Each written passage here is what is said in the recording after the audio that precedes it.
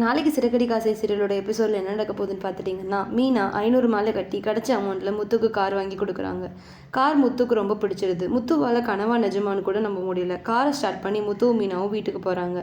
வீட்டில் இருக்க எல்லாரையும் முத்து வெளியே கூப்பிடுறாரு. வெளியே வந்து காரை பார்த்துட்டு எல்லாரும் ஷாக் ஆகுறாங்க.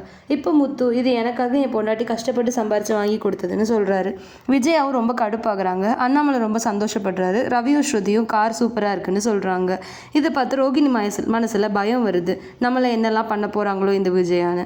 அதே மாதிரி விஜயாவும் வெளியே எதுவும் காட்டிக்காமல் மேலே மாடிக்கு ரோகிணியை கூப்பிட்டு போய், அங்கே பார்த்தியா, சாதாரண பூ கட்டுறவ கூட அவள் புருஷன் ஆட்டோ ஓட்டி கஷ்டப்படுறான்னு சொல்லி 5-10 கடன் வாங்கி கார் வாங்கி கொடுத்துருக்கா.